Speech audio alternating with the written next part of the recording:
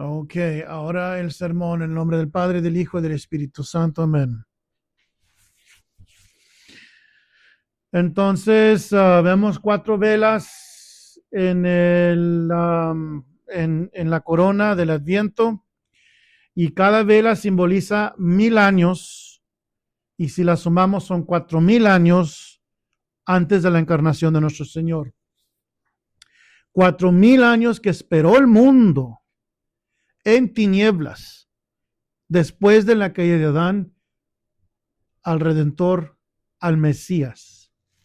Entonces, en cierta manera, la corona de Adviento, con sus cuatro velas, representando esos 4000 años de espera, son un símbolo contra la evolución, que ya lo he dicho, porque dice ahora el mundo la ciencia modernista, que el mundo tiene miles y billones de años.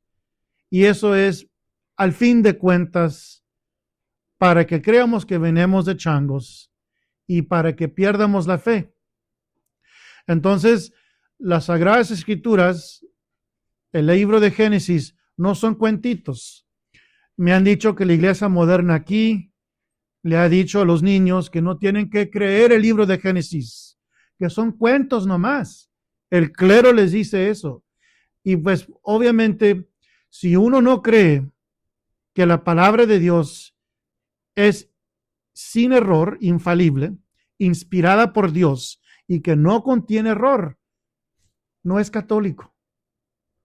Entonces me pueden echar más tierra que yo no soy católico, que soy satánico, que soy lo que dicen lo que soy, pero tengo la fe católica. Irónicamente, me apuntan el dedo y vean cómo están. Pero de eso no se trata el sermón, porque siempre hay que tener caridad. Están en error. Y negar ¿verdad? La creación especial de Adán y decir que el mundo tiene billones y millones de años y luego concluir con que venimos de changos, lo siento mucho, pero eso ya es para, al fin de cuentas, negar la fe, perder la fe. Y bueno, entonces ya entendieron ese punto. Ahora, la epístola de hoy nos dice en la epístola de San Pablo, pues nos da mucha instrucción para que encontremos esperanza y consuelo por medio de la paciencia. Y cuando nuestro Señor estableció la nueva alianza, el Nuevo Testamento, nos presentó con su primo Juan Bautista. San Juan Bautista fue un ejemplo para los justos de cómo ganarse la recompensa y la corona del cielo. San Juan Bautista se ganó el cielo por medio de vivir una vida perfecta en perseverancia y penitencia. Sabemos que estamos en un valle de lágrimas. Tenemos que sufrir un poco para merecernos el gozo de los cielos. Y vemos el ejemplo de San Juan Bautista que dio testimonio a la verdad, preparando los caminos para su primo. Sabemos que por ese testimonio, San Juan pagó con su propia vida, siendo decapitado por la lujuria de Herodes y Herodías, que era la esposa del hermano de Herodes. Se llamaba Herodías o Herodias, no sé cómo se diga en español.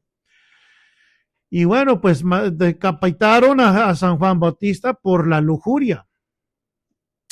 Y dice el Salmo 22, el que ama la pureza del corazón tendrá al rey como amigo. Por eso tenemos que dominar el vicio de la lujuria con la virtud de la pureza, para que no seamos cegados en el pecado mortal y mejor tengamos a Cristo Rey como nuestro amigo. Pero Cristo Rey no puede y no va a ser nuestro amigo si estamos cometiendo pecados de lujuria, porque son pecados mortales. Acordémonos que el pecado mortal nos convierte en enemigos de Dios, lamentablemente. Entonces, al pecado mortal hay que huirle. Decía San Alonso,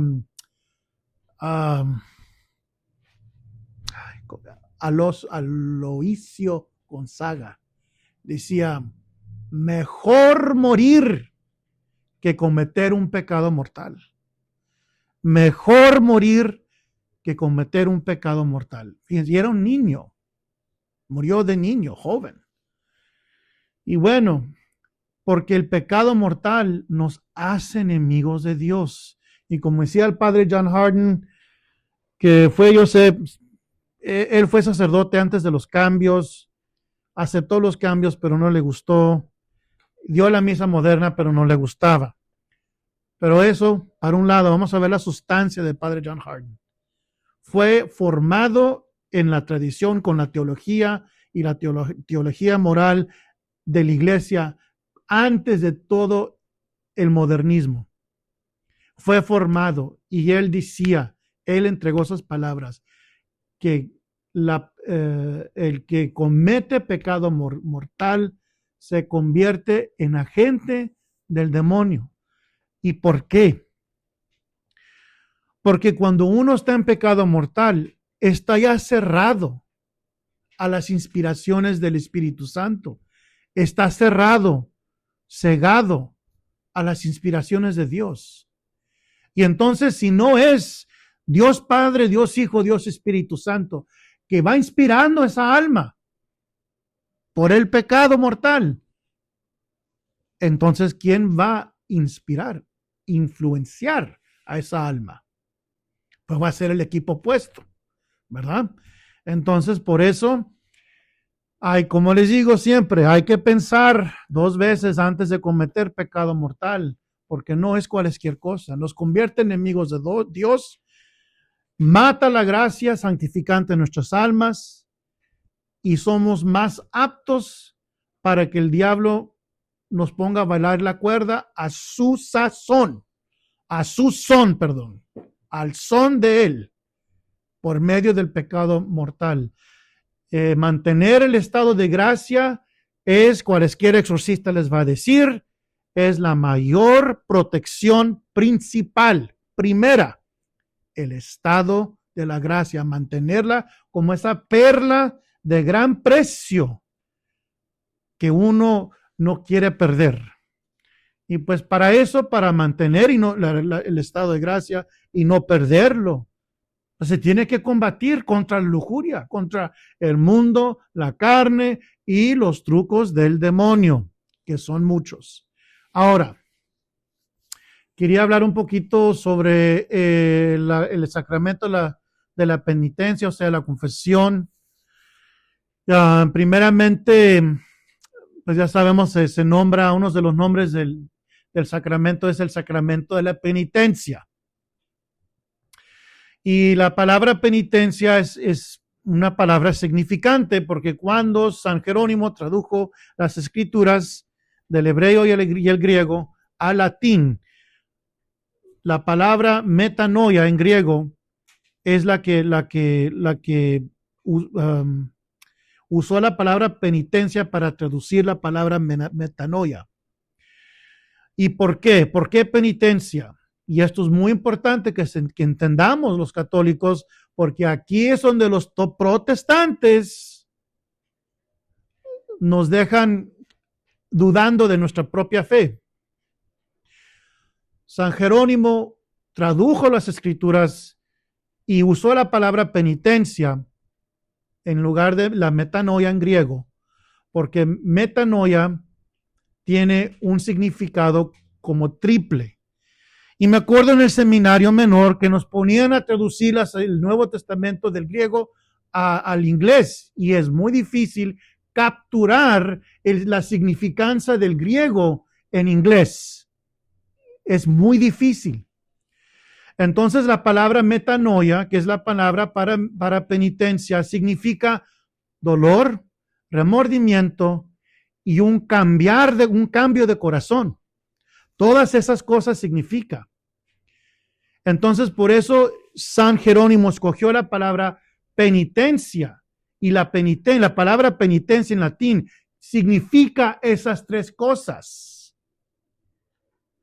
Entonces, los protestantes, cuando tradujeron ciertos pasajes, por ejemplo, haced penitencia para que no pereceréis, ellos dicen, arrepiéntense para que no pereceréis.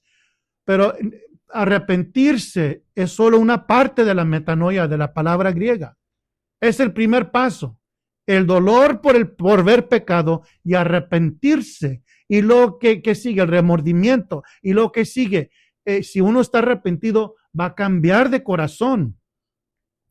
Y ese cambio de corazón, ¿cómo se va a manifestar de una manera externa?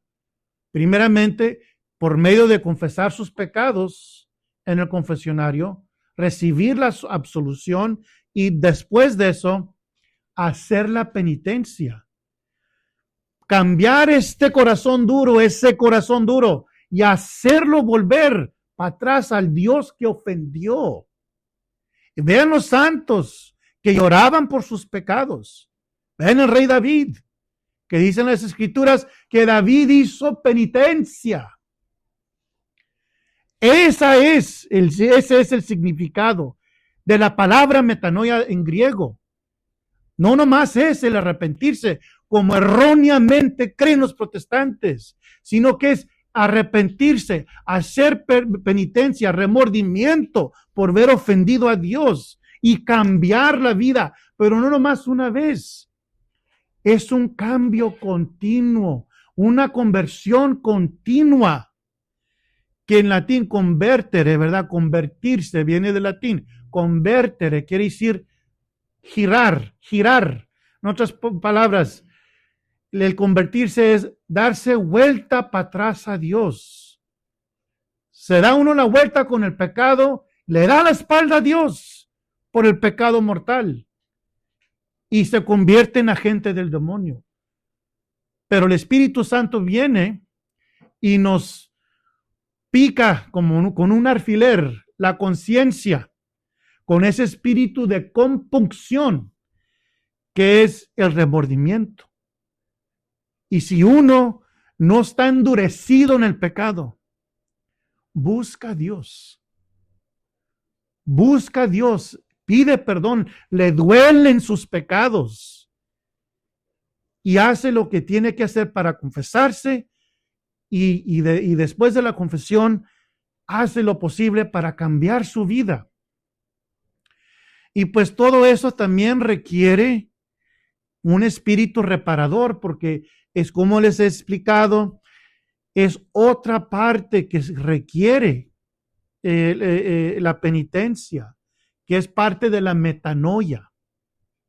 La palabra griega que malinterpretan los protestantes también requiere la penitencia verdadera, la metanoia, reparar los pecados. Porque si nos duele verdaderamente ver ofendido a Dios y a nuestro prójimo, que debemos de amar como nosotros mismos, entonces vamos a hacer, después de haber pecado y arrepentirnos y confesarnos y todo, vamos a hacer lo posible para reparar nuestros pecados, como siempre les digo, de una manera o de otra, ¿verdad? Y entonces, por eso les digo, hay que pensarla 2 veces antes de pecar mortalmente, porque eso nomás es de confesarse como se piensa por mayor parte de la iglesia moderna, es el pensamiento. Pues pequé, me voy a ir a confesar. Y eso es solo una parte, porque un pecado mortal hace tanto daño que uno no se da cuenta. Y luego para hacer todo lo que es requerido, ¿verdad? El remordimiento, el dolor, cambiar su vida, confesarse, hacer la penitencia, hacer penitencia después de eso y seguir convirtiéndose, reparar. Todo eso no se hace de un día para el otro. Y entonces el Adviento es muy bueno para estos temas, con todo perdón, porque es un tiempo para volver el corazón a Dios. Si estamos en vicios, en pecado, lo que sea, si caemos en la flaqueza, ¿verdad? Faltando la caridad, sea lo que sea. Ahora es el tiempo para convertirnos, para poder recibir al niño Dios que nació en la Navidad y que vendrá a juzgarnos en la segunda venida. Y bueno, sabemos que Dios hizo los sacerdotes, bueno, Dios ha hecho los sacerdotes en sus representantes y ellos perdonan los pecados en nombre de nuestro Señor. Y es Dios el que perdona por medio de su instrumento, el sacerdote. Y es lo que no entiende el protestante.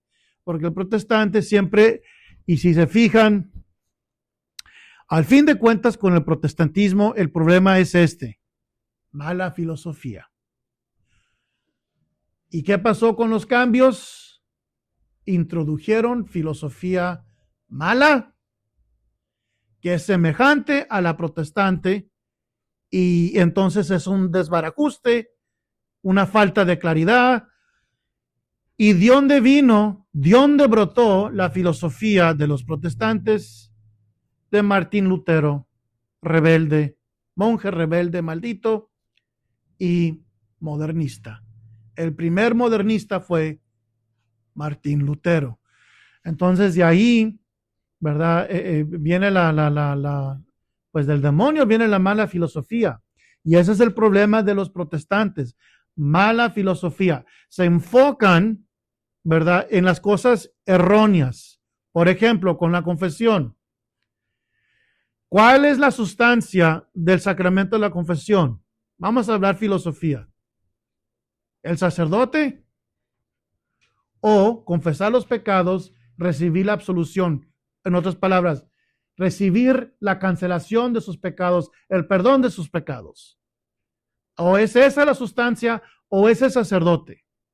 Porque si es el sacerdote, entonces el sacerdote es un Dios. Porque apenas Dios puede perdonar los pecados. Y un sacerdote pues es un hombre. Es un hombre común y corriente. ¿Verdad? Un hombre. Pero si Dios es el que perdona y Dios estableció el sacerdocio, diciéndole a los apóstoles, a quienes les perdonen sus pecados serán perdonados, a quienes retengan los pecados serán retenidos. Se fijan la lógica. Entonces, ese poder fue otorgado a los apóstoles y, interesantemente, primeramente a a San Pedro. Primeramente a San Pedro. Y de ahí fue extendido a los apóstoles. Entonces es lo que nos dice el catecismo y por eso vemos, y es las cosas que no entiende un protestante porque no leen las escrituras con sinceridad para entender y saber la verdad. Lo leen ya con su propio anteojo, por decir. Su propia lupa. Entonces, hay pecados que solamente el Papa puede perdonar. Se nombran en el catolicismo pecados reservados. Entonces, se puede ver que eso es muy bíblico, porque ¿quién fue el primero en recibir el poder para perdonar los pecados? San Pedro. Y de ahí se extendió el poder a los apóstoles. Entonces, el pecado de aborto es ipso facto excomunicación. En otras palabras, es comunicación, como se diga, automático. Y todos los cómplices que estén envueltos. Y ese pecado es reservado para la Santa Sede. Nomás el Papa los puede perdonar. Otro tipo, por ejemplo, si yo cometo un pecado, vamos a decir, con la vecina, le digo, vamos al banco y nos vamos a robar el banco, vamos a asaltar a todos. Y luego nos dividimos el dinero micha y micha. Y para que no peques, cuando regresemos, te confieso y te doy la absolución. Ese es otro pecado reservado a la Santa Sede, al Papa, el absolver a su cómplice. Entonces son ejemplos. Solo el Papa puede absolver esos pecados porque vemos que Cristo primero otorgó el poder a San Pedro y de ahí a los apóstoles. In the name of the Father, and the Son, and the Holy Ghost, amen.